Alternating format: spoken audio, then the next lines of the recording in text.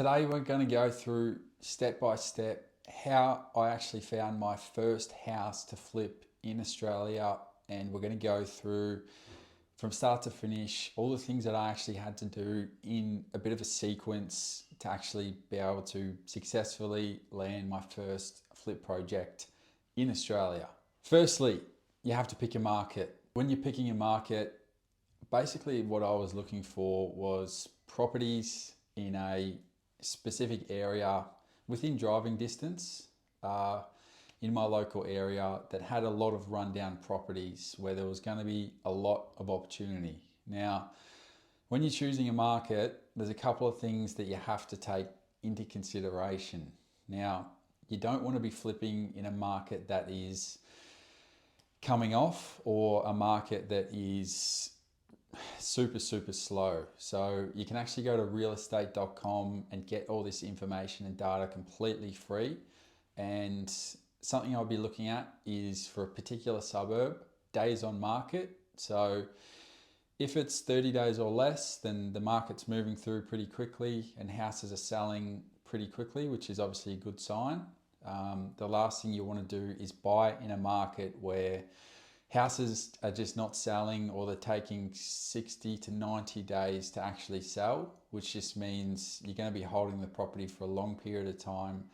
There's probably not going to be many buyers. There's not going to be barely any demand, and people buying houses in those areas have got a lot of properties to choose from. So if your house isn't straight to the point and in great condition, then it's going to be really hard to sell your property. So that's the number one thing you got to be thinking about. Secondly, you want to pick a good agent in that area. So picking a good agent, the way that I like to look at it and the way that I done it was I looked for the top agent in a particular area that I was looking to buy houses to flip. So we basically come to a deal that this agent was going to work with me even prior to me have actually giving him any projects to sell at the other end.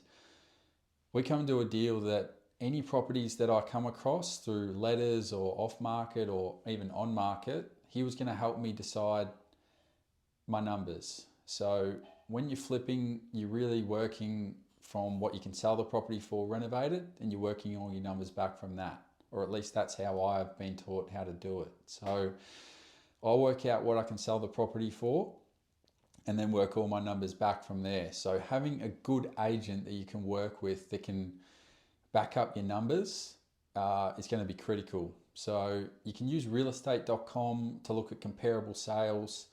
That's the free way to do it, that have sold recently, to give you an indication on what you should be able to expect to sell this property for once it's renovated. Or RP Data has some really great tools, which is the main thing that I use. That's a paid subscription using RP Data, but you can get some great data to show some really like-for-like comparables on a potential property that you're looking to purchase and flip. The next thing you want to do is you want to learn the ins and outs of the particular market that you're looking at flipping in. So I think it is absolutely key that you pick 2 to 3 suburbs at the absolute max at the very start when you're learning a new area, and then learn every in and out of those suburbs that you possibly can. So get to know, is there an area where there's a heap of commission houses, or is there like a new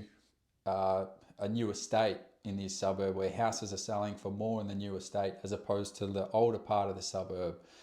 Is there a school catchment zone where this part of the suburb people will pay higher prices for because it's in the school catchment? Or is this part of the suburb in a, like, you want to know all these ins and outs, like how much a 3x1 that's renovated is selling for, how much a 4x2 is selling for that's renovated.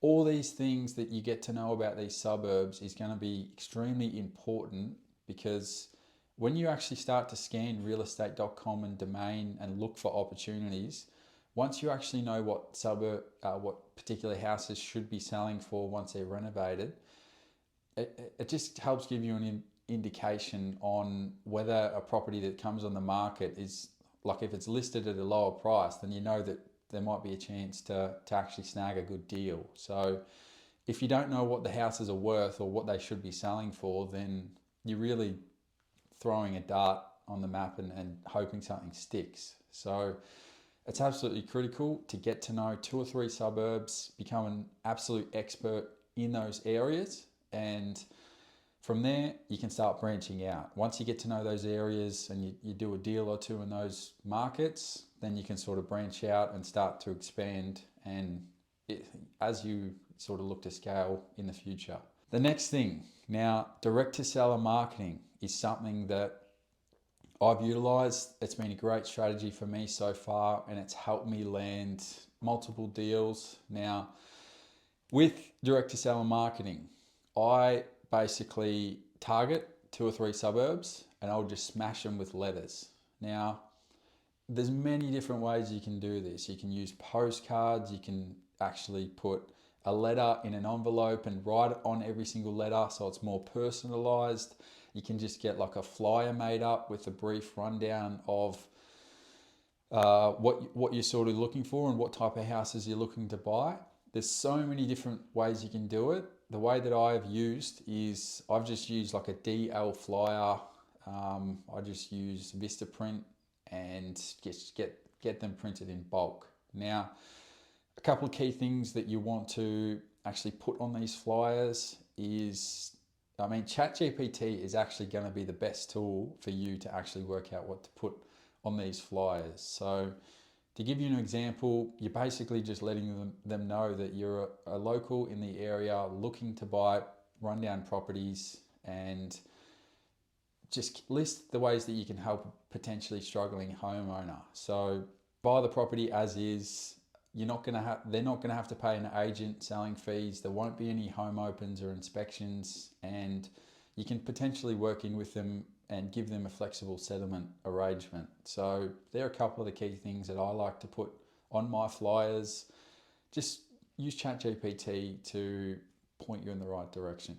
The next stage is to actually get out there and start to deploy your letters. Now, the way that I've done it by foot, I've done it on a bike, and I can tell you right now, doing it on a bike is going to be way easier. I've even got companies to do it for me. So it really depends what you want to do. If you're low on cash and you don't have much capital, you're going to have to put the sweat equity in and go out there on the bike or by foot and do it by yourself, which is something that I've done a lot of, which has helped me secure many really profitable deals.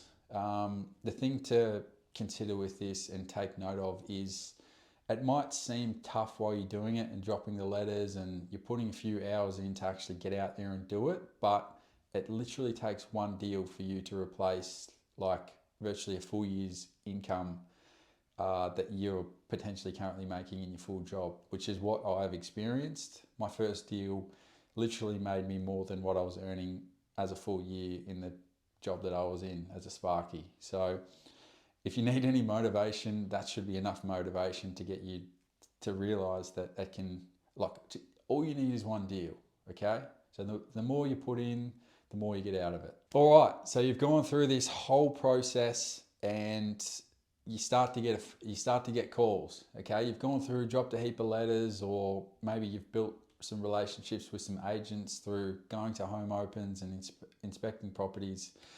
Now you've actually got a property that you're going to look at to potentially make an offer on.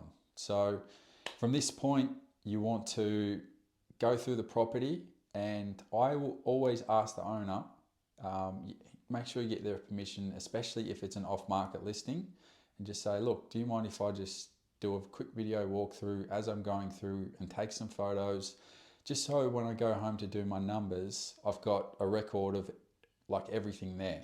Just so when I'm doing my feasibility and working out my renovation costs, I'm not going to miss anything. So I always do that. I'll go through the property.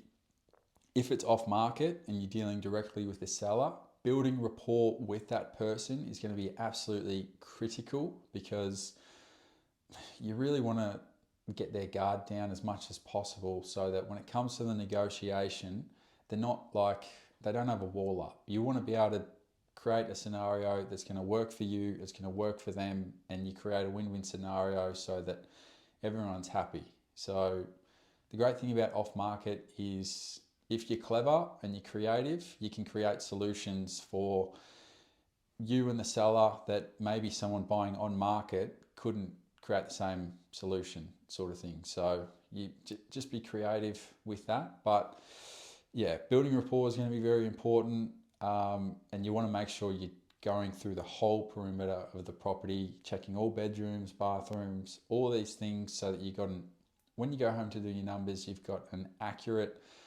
thing to look at. Like, you don't want to be missing major things that you're going to have to replace that you're not allowing for in your feasibility. The next thing you want to do from there is run the numbers. Okay, so running the numbers, you want to make sure you're accounting for absolutely everything.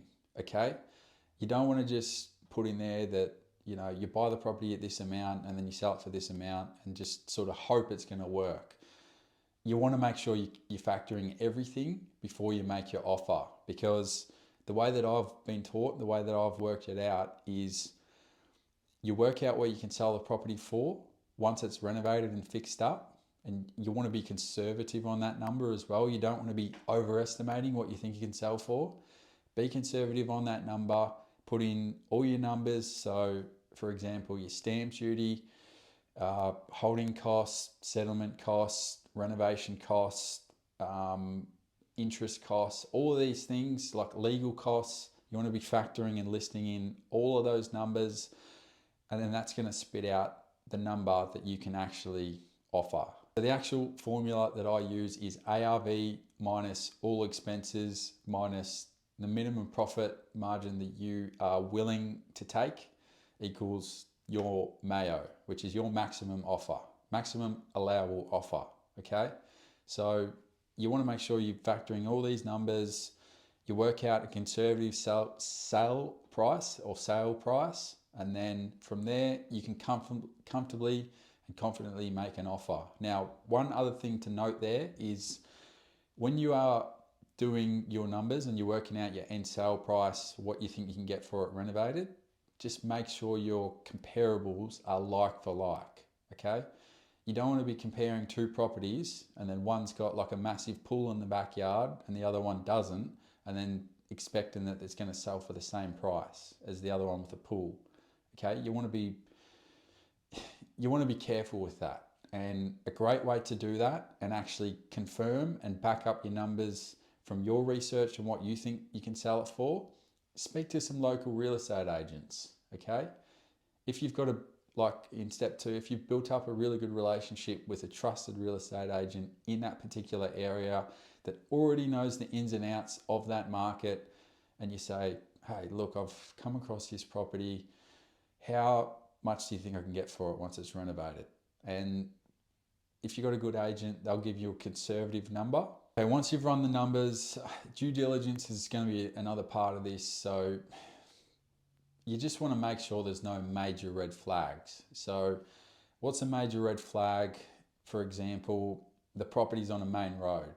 Okay, a property's on a main road in a super hot market, you can probably get away with it, but a property on a main road is not going to get the same as a property on a really nice quiet street. So that's an example. Is a property on a flight path? Is it in a flood zone? I mean, there's so many different parts of due diligence that you have to go through to make sure that this property is going to be something that you're going to be able to flip, get in and out of in 2 or 3 months, and make a profit without any major interruptions. Okay, very important. The main thing is you want to be confident in that number.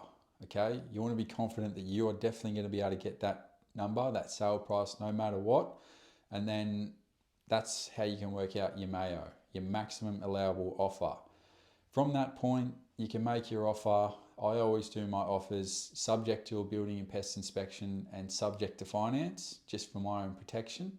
Because if there's something on the property where there's something in the roof, there could be termites that you can't see, or some sort of major structural issue, if you can't see that when you're doing your inspection, then I mean, you're going to lose money straight out of the gate if you do get this property. So having those protections in your back corner are going to be essential when you're making an offer.